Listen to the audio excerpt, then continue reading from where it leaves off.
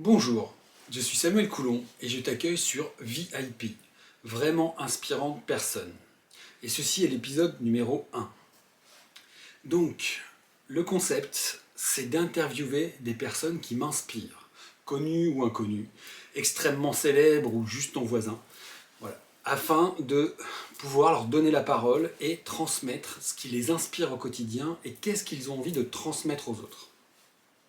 Parce que pour moi, le plus beau métier du monde, c'est inspirer les gens. Et il y a tellement de façons de le faire que tu verras, tu vas retrouver vraiment différents profils, différentes personnes que je vais régulièrement interviewer pour partager avec toi. Mais le premier épisode est un invité un peu spécial, puisqu'en fait, ce premier invité, c'est moi-même. Pourquoi? Ça peut paraître très égocentrique, ça peut paraître très prétentieux. Chacun y verra ce qu'il veut. Mais moi justement, je me dis que depuis 45 ans, tout ce que j'ai fait, toutes les choses auxquelles j'ai entre guillemets survécu, toutes les choses que j'ai surpassées, tous les événements dans ma vie, toutes les choses, les belles choses que j'ai créées, et c'est grâce à moi, en grande partie. Donc s'il y a bien une personne que je dois admirer et qui doit m'inspirer chaque jour, c'est moi. Et je ne dis pas que toi tu dois m'inspirer, que toi tu dois m'admirer, que toi tu dois être devant moi comme ça, à me regarder et dire ouais il est extrêmement formidable. Non, non, là le message arrière, c'est pour qui que ce soit. La personne que vous devez admirer et le plus inspirer au monde, c'est vous-même. Et ça c'est vraiment important. En fait tout ça vient d'un exercice, mais je vais tout expliquer après. Je vais d'abord me présenter, pour ceux qui ne me connaissent pas du tout. Et ensuite, je vous expliquerai ce qui m'inspire et comment j'ai envie d'inspirer le monde. Donc je suis Samuel, j'ai 45 ans. J'ai trois filles de 21, 19 et 6 ans. J'ai beaucoup de choses dans ma vie, des divorces, des expériences professionnelles riches et variées. J'ai passé plus de 10 années de ma vie à l'étranger en tant qu'expatrié, ça a été vraiment nourrissant. Je viens du monde de la sécurité et de la sûreté, un monde pas très ouvert au développement personnel à la base, pas très ouvert à la spiritualité et à ces autres choses, que ce soit sur une plateforme pétrolière, un site minier ou autre. Mais en tout cas, tous ces voyages, toutes ces expériences m'ont offert énormément. Et aujourd'hui, quand je me présente, je préfère dire aujourd'hui que je suis la somme de mes choix et de mes expériences. Puisqu'en fait, tout ce qui m'est arrivé dans la vie, tout ce qui m'est arrivé, c'est moi qui ai fait des choix. Et c'est moi qui ai décidé d'en créer une expérience. Et ça, pour moi, c'est vraiment quelque chose d'important. Je ne suis pas responsable s'il y a une catastrophe, s'il y a un avion qui s'écrase devant chez moi ou autre. Mais par contre, je suis responsable de comment je vais gérer ça, de comment je vais prendre en compte cet événement. J'ai connu différentes choses dans ma vie, la perte de mon père, la perte de ma grand-mère quand j'étais très jeune, de mes grands-parents, tous, mais ma première grand-mère qui est partie, ça m'a marqué, parce qu'elle est morte d'un cancer, et elle pesait 30 kilos, et j'étais très jeune, je devais avoir 11 ans, 12 ans, quelque chose comme ça. Donc c'est assez marquant de voir sa grand-mère comme ça, alors pour vous c'est une personne forte. Mon père qui était quelqu'un pour moi de très puissant, d'inébranlable, quand il s'est écroulé, ça a été un choc aussi. Donc vraiment, toutes ces choses-là, moi je me suis dit que dans ma vie, soit ça aurait pu m'effondrer, soit ça a fait ce que j'en ai fait. C'est-à-dire que par exemple, quand mon père est décédé, je ne me plaisais pas dans mon travail. Quand il est décédé, je l'ai toujours connu en train de travailler et il n'a rien laissé derrière lui en fait, parce qu'il ne gagnait pas énormément sa vie, mais il a toujours été courageux, il a toujours travaillé. Et du coup, je me suis dit, moi c'est hors de question de subir le même sort. Et j'ai créé ma première entreprise, ma première expérience d'entrepreneur. Voilà. Donc voilà aujourd'hui, quand je dis qu'on est responsable de ses choix et de ses expériences, mais on n'est pas responsable de ce qui nous arrive directement, puisqu'il y a d'autres facteurs, il y a des facteurs autour, mais on est responsable de la façon dont on va l'utiliser derrière. Et donc moi, ce qui m'inspire aujourd'hui, c'est de faire respirer les gens. Depuis 10 ans, je pratique pour moi la respiration. J'ai découvert ça alors que j'étais dans une période de haut et bas émotionnel. Je buvais, je faisais la fête. Quand on est en Afrique et qu'on gagne bien sa vie, c'est très facile de faire la fête, de boire. Voilà. En plus, on n'est qu'avec des gens qui ont envie aussi de sociabiliser. On travaille dur, on est 12 heures par jour au travail, donc le soir, on n'a qu'une envie, c'est de décompresser. Et sinon, bah aussi, j'essayais de trouver un équilibre dans ma vie. Donc du coup, soit je faisais la fête, soit je faisais du sport, des marathons. Je préparais des marathons, des choses comme ça. Et mon corps n'aimait pas du tout. Mes émotions changeaient tout le temps, variaient tout le temps. J'avais des choses ancrées en moi de mon premier divorce qui étaient restées très profondément en moi. Et ma relation, mon deuxième mariage, ben, ça n'allait pas toujours très bien. Donc j'ai découvert la respiration et ça a été vraiment un choc pour moi. En 15 jours, et j'allais mieux, j'étais plus centré, plus équilibré. Je me sentais vraiment bien.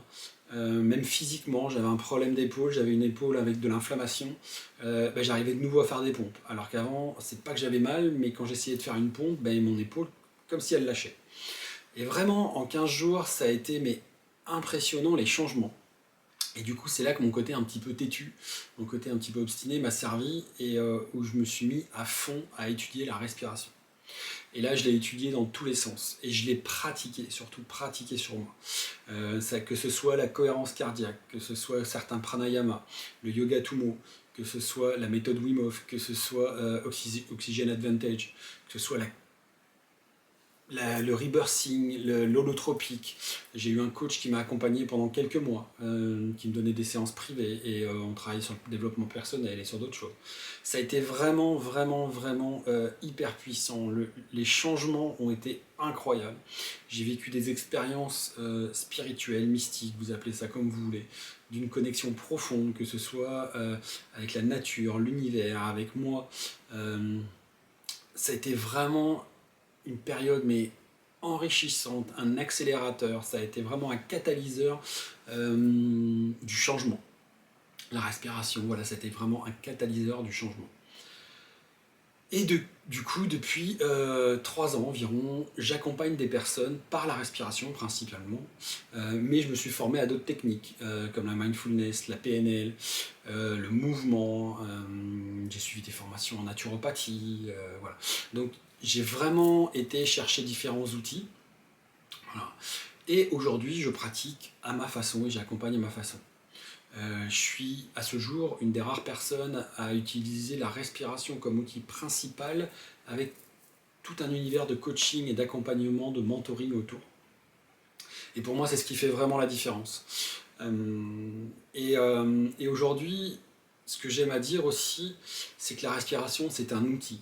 Il n'y a pas de bonne ou de mauvaise respiration en tant qu'exercice. Mais il y a des outils, et les outils ne sont pas toujours appropriés. Et aujourd'hui, c'est ce que j'ai à cœur de transmettre. Quand j'accompagne des gens, et aussi quand je forme des gens à utiliser la respiration pour accompagner aussi. Moi, je trouve qu'il est vraiment important de comprendre que l'outil n'est pas une fin en soi. Moi, par exemple, la respiration, j'ai utilisé des respirations très fortes, comme le rebirthing, l'holotropique, pendant longtemps, afin d'aller chercher des choses, de débloquer des choses en moi. Mais à ce jour, je n'en ai plus besoin. Pour l'instant, j'en ai pas besoin. Je n'en éprouve pas le besoin. Et je ne vais pas le faire parce que c'est à la mode. Je vais le faire parce que je le ressens. Je ressens le besoin. En ce moment, je suis dans une période de ma vie où je préfère les exercices d'apnée, voilà, pour travailler l'apnée en plongée, que ce soit apnée statique ou dynamique, plutôt que de travailler des expériences puissantes. J'en ai vécu beaucoup, et pour l'instant, je suis plus dans une recherche d'équilibre, de tranquillité.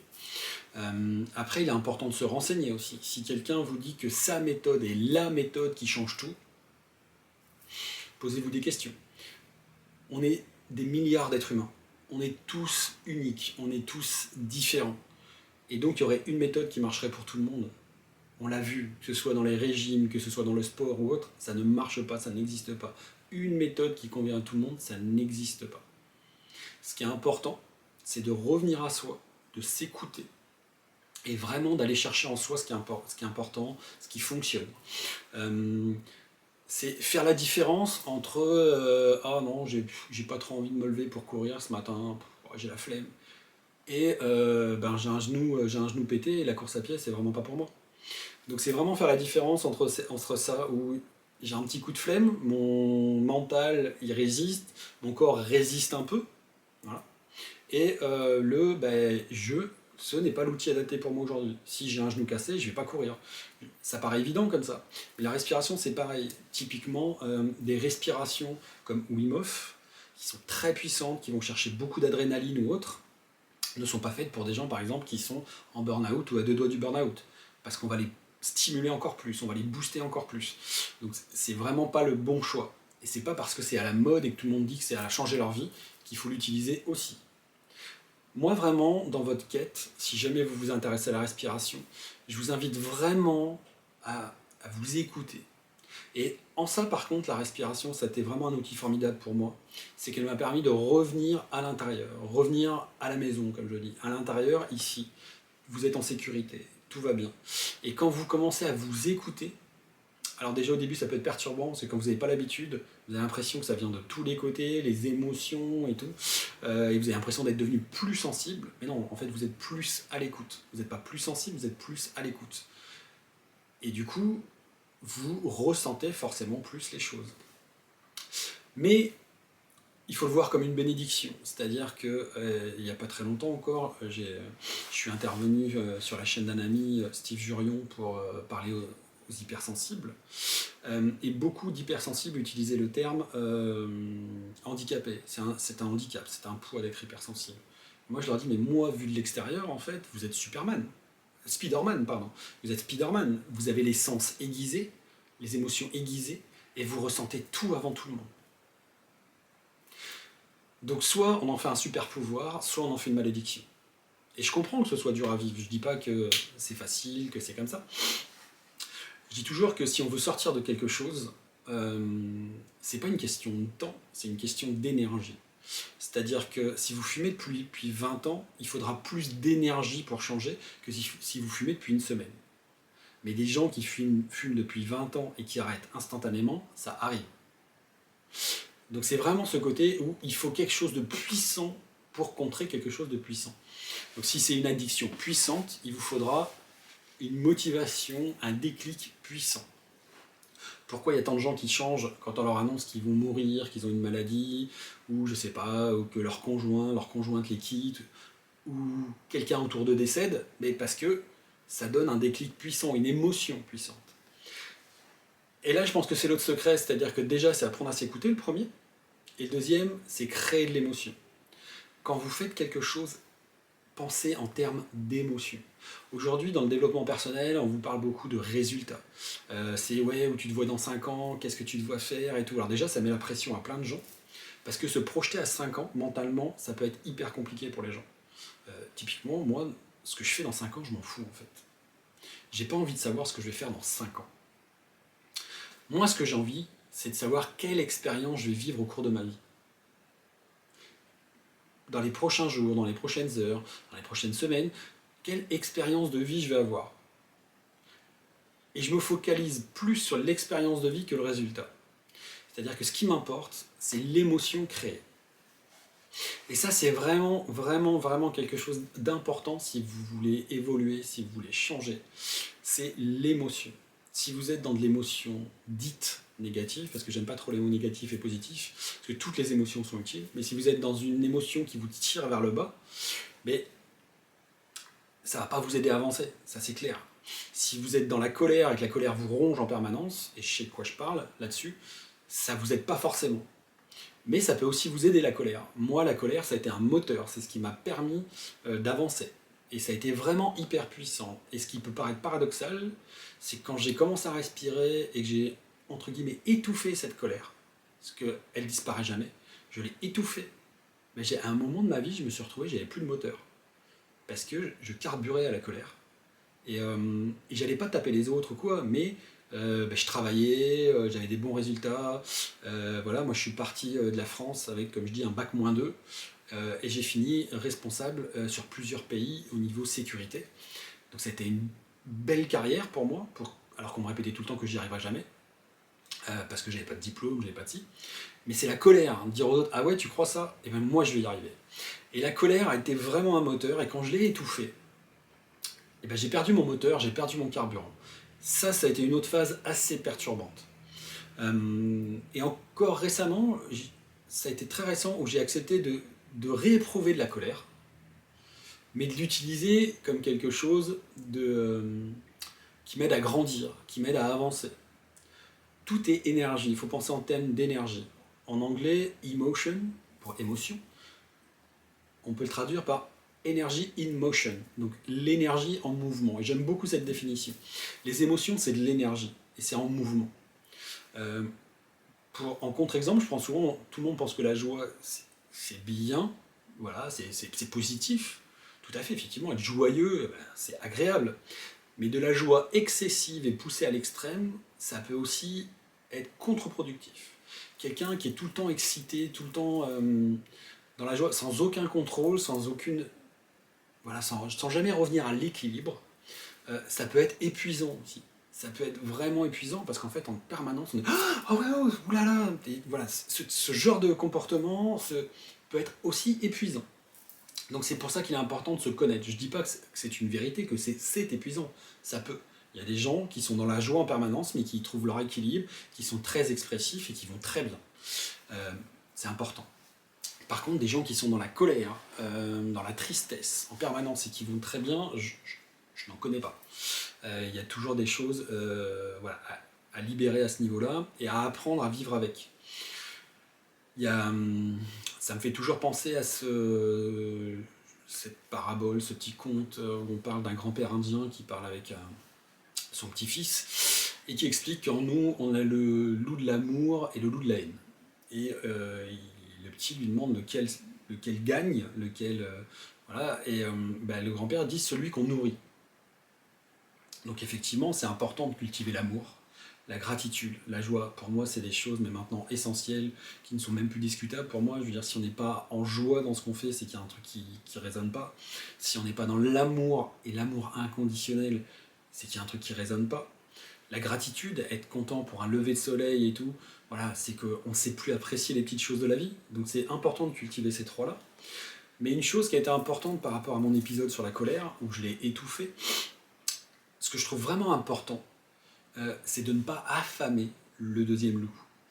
Parce que si ça fait partie de vous et que vous l'affamez, il ne disparaîtra pas. Et si vous l'affamez, vous pouvez observer dans la nature, une bête affamée, il n'y a rien de plus dangereux. Parce que dès qu'elle aura une occasion d'exploser, de surgir et de se nourrir, elle le fera. Donc plutôt que de l'affamer, moi je parle de l'apprivoiser et d'apprendre à vivre avec. Moi qui suis passionné d'animaux, dans le monde entier, on arrive à voir des gens qui vivent avec des animaux qui passent pour des bêtes féroces, sans les contraindre par la violence ou quoi, et qu'on crée un vrai échange, une vraie symbiose avec eux. Et c'est assez impressionnant, je trouve. Je trouve ça magnifique. Voilà. Il y a des connexions qui se font parfois avec des animaux ou autres. Et typiquement en équi-coaching, on le voit, hein, c'est on a beau dire je me sens en paix, je me sens bien, si on a peur et que le cheval le voit, il ne viendra pas. Et ça ne ment pas. Notre attitude, notre vibration ne ment pas. Donc c'est vraiment important de ne pas affamer la bête. Si jamais vous êtes quelqu'un qui a de la colère, n'essayez pas de l'étouffer. De mon conseil, vous le prenez pas. Mais c'est vraiment important d'utiliser cette colère à bon escient. Voilà. Si vous êtes en colère, et que vous tapez dans les murs, vous cassez, que vous tapez sur quelqu'un, c'est pas bon. Si cette colère, elle se retourne contre vous parce que vous êtes tout le temps en train de vous juger, de vous blâmer ou quoi, c'est pas bon. Par contre, si cette colère vous aide à avancer, allez-y. Par contre, aussi, ce qu'il faut, c'est apprendre à l'évacuer, pas la garder en permanence. Sinon, ça vous brûle de l'intérieur. Donc vraiment, aujourd'hui, moi, ce qui m'inspire, c'est les gens inspirants. C'est les gens qui font des choses. Il y a beaucoup de théoriciens, il y a beaucoup de gens qui parlent, il y a beaucoup de gens qui disent « moi je sais ». Voilà. Je le vois en coaching, je le vois quand des gens me contactent et qui vous demandent des conseils, vous leur dites « ouais mais moi je sais ». Ok, mais si tu sais, fais. Donc pour moi, il est vraiment important d'être un praticien plus qu'un théoricien. Il y a cette phrase de Michel Audiard qui me fait toujours rire, c'est un con qui marche ira toujours plus loin qu'un intellectuel assis. Mais tout simplement, je veux dire, quelqu'un qui se met en mouvement et qui se met en action ira forcément plus loin que quelqu'un qui s'assoit et qui réfléchit tout le temps. Je ne dis pas que c'est mauvais de réfléchir, je dis juste que la vie est mouvement, la vie est action. Donc il faut se mettre en mouvement et en action. Donc ça, c'est vraiment, vraiment important. Et les gens qui font ça, je trouve ça juste incroyable. Vous le verrez dans les différentes interviews qui vont venir, les personnes qui m'ont déjà répondu, les personnes que j'ai déjà filmées. Je trouve que c'est un de leurs traits communs, c'est que ils se mettent en route. Ils n'ont pas forcément toutes les réponses, mais ils se mettent en route et ils font les choses. Et ça, c'est incroyable. C'est incroyable. Et à chaque fois, moi, dans ma vie, on peut parler de loi de l'attraction, de pouvoir créateur, à chaque fois que je me suis mis en route, il s'est passé quelque chose. À chaque fois que j'ai décidé, que je me suis posé, il s'est passé quelque chose. Et je ne suis pas meilleur qu'un autre, je ne suis pas plus talentueux, plus performant ou quoi. Mais je pense que mon super pouvoir, c'est de ne pas trop réfléchir. C'est-à-dire qu'à un moment, moi, réfléchir trop longtemps, ça va me fatiguer. En fait, je suis capable sur des beaux projets de me poser, de créer. Dans mon métier, dans la sécurité, c'était important d'anticiper, de réfléchir à certaines choses et tout. Mais moi, sur une décision, en fait, déjà, je vais mettre une gradation. C'est-à-dire que si c'est savoir si je vais manger des carottes ou des haricots ce soir, pour moi, ça doit prendre 2 secondes. Et ça va être soit oui, soit non, soit je m'en fous. Et ça doit prendre très vite parce que ça prend du temps et de l'énergie. Et après, en fonction de l'importance de la décision, on va dire qu'il y a un timing. Mais en général, je ne mets pas plus de 24 heures à me décider, même pour les choses, entre guillemets, vitales pour ma vie. Que ce soit changer de travail, que ce soit investir dans quelque chose, que ce soit faire un travail sur moi. Voilà. Alors aujourd'hui, des fois, je prends un peu de recul, c'est-à-dire, je vais étudier le truc, je vais regarder, ok, si c'est quand même important, je vais regarder, je vais le poser, mais je ne vais pas y penser tout le temps, et je vais faire autre chose. Puis à un moment, quand j'estime que ce sera juste, je reviendrai dessus, et je prendrai ma décision. Mais je ne passe pas 3 jours, 4 jours, 10 jours, 1 an à ressasser la même chose, et à me demander est-ce que je le fais, est-ce que je le fais pas. Ça, c'est hyper important, se mettre en action. Se mettre en action. Et c'est en ça que j'aime faire respirer les gens, c'est que les gens doivent se mettre en action.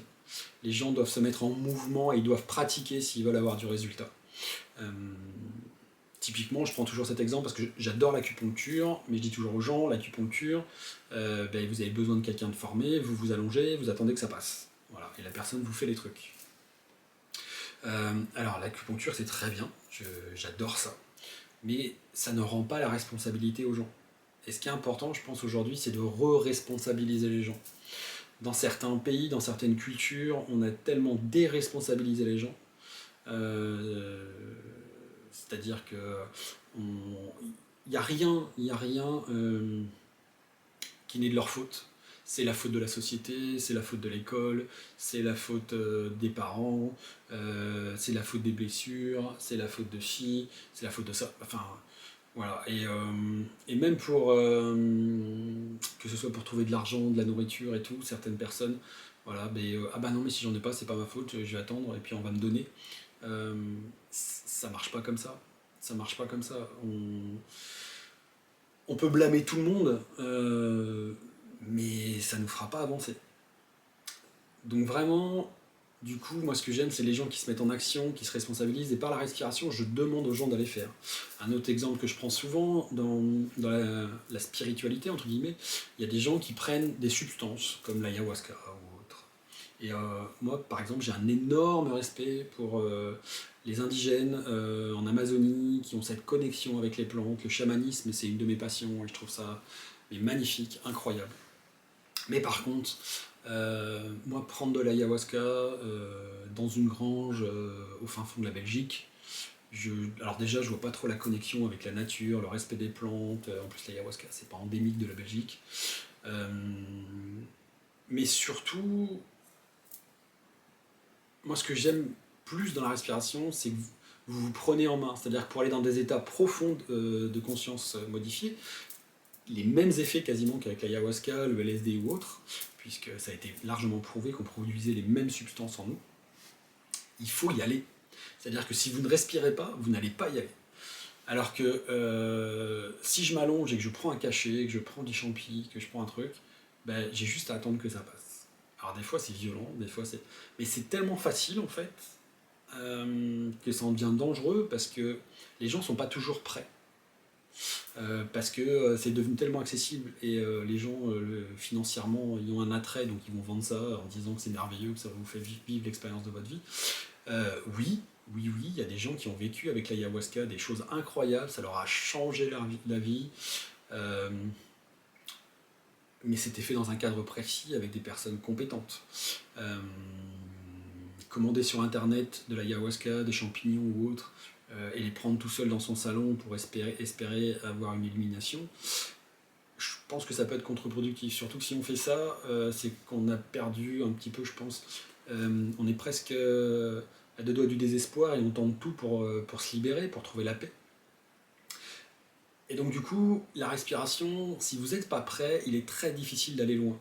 Et c'est vraiment si vous êtes motivé et prêt que vous allez aller loin. Donc c'est en ça que je trouve qu'il y a un équilibre assez puissant.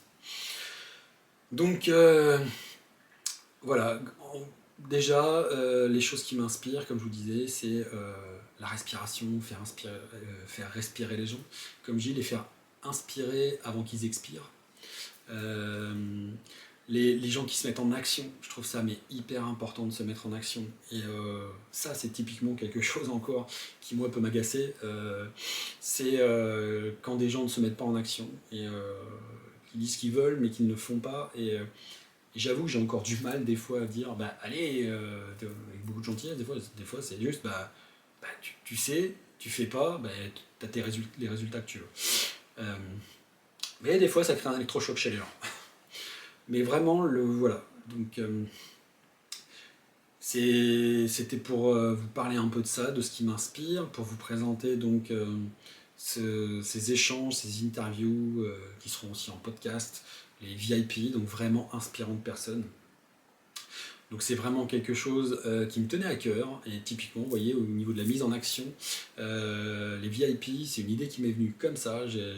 J'avais, en ce début d'année 2023, je me suis dit, bon, faut que je me retrouve des mentors, faut que je me trouve des gens qui me tirent vers le haut, ça fait du bien d'avoir des gens qui vous tirent vers le haut. Je me suis dit, tiens, je suis à l'aise pour discuter, je suis à l'aise pour parler devant une caméra, et en plus je le fais sans montage, sans coupage, voilà la preuve, sans couper ni rien. Et c'est pas grave, c'est ma petite patte à moi, c'est-à-dire que pour moi c'est toujours brut, et c'est là que c'est le meilleur. Et puis du coup, l'idée m'a beaucoup parlé, j'ai dit ok, direct j'ai fait une liste, les gens que j'ai envie d'interviewer, avec qui j'ai envie d'échanger. Entre autres, il y a des gens comme Mike Horn, que j'ai déjà rencontré mais que j'ai envie d'avoir juste pour moi, et d'échanger avec lui. Et dans cette liste, je me suis dit, je prends les 3 premiers. Et j'étais hyper motivé. Les 3 premiers à qui j'ai demandé, les 3 m'ont dit oui. Et vous voyez, quand je vous dis il faut se mettre en action et pas toujours trop réfléchir, typiquement, moi ça m'a prouvé que j'avais raison à un moment encore sur ça.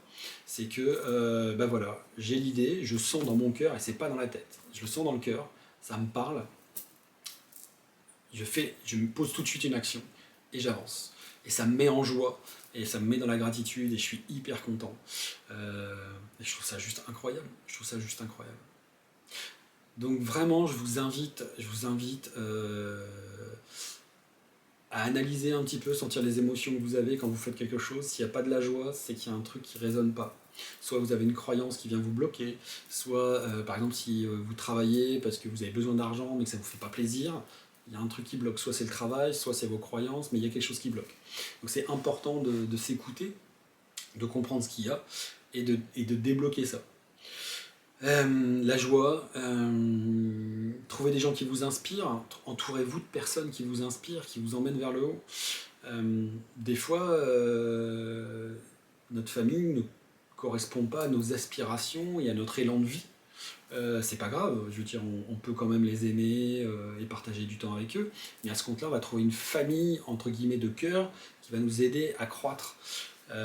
Des fois, on a des gens avec qui on va passer un bout de temps dans la vie, un partenaire de couple ou ami, et puis à un moment, nos chemins vont se séparer parce que on n'aspire pas aux mêmes choses et on n'évolue pas de la même façon. Il n'y en a pas un qui est supérieur à l'autre, c'est juste qu'on prend des chemins différents.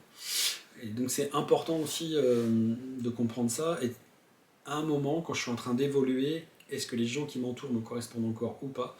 Et sinon, lesquels je garde parce que je suis vraiment proche d'eux, lesquels ne m'aident plus à avancer, peuvent même me freiner parfois. Et de quel type de personne j'ai envie de m'entourer aujourd'hui. Et ça, je trouve ça vraiment, vraiment important. Donc, ça a été vraiment l'histoire de VIP, vraiment inspirante personne. C'était moi me remettre dans un élan et me remettre avec des personnes comme ça, des personnes qui m'emmènent vers le haut.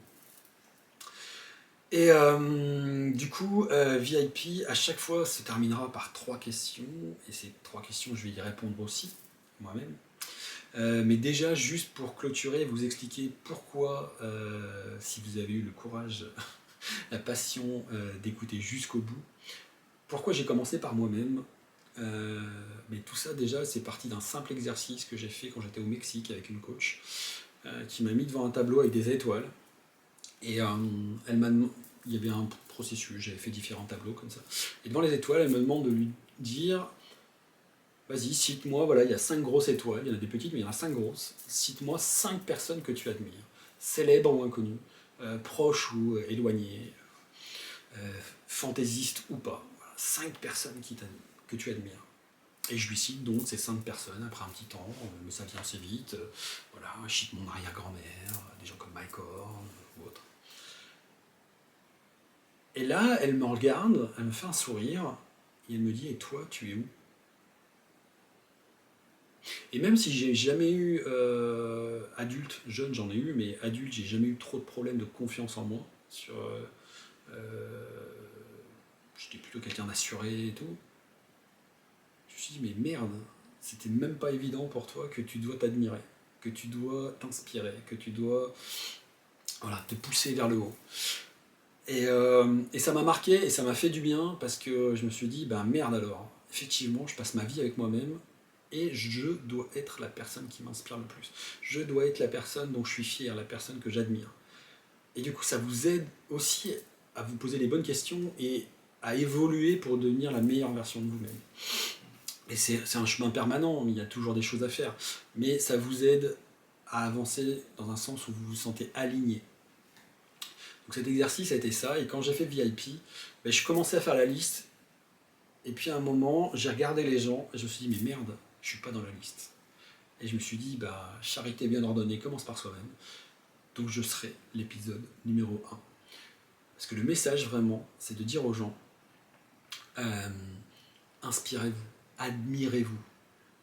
Et vous allez voir, ça va tout changer. Donc voilà pour la petite anecdote, pourquoi je suis mon premier invité. Ensuite, les 3 questions. La première est, donc, la personne qui m'inspire le plus. Or moi, la personne qui m'inspire le plus, je pensais à certaines personnes comme Mike Horn ou autres, mais en fait, le truc, aujourd'hui, je peux dire que c'est vraiment mon arrière-grand-mère qui m'a inspiré le plus.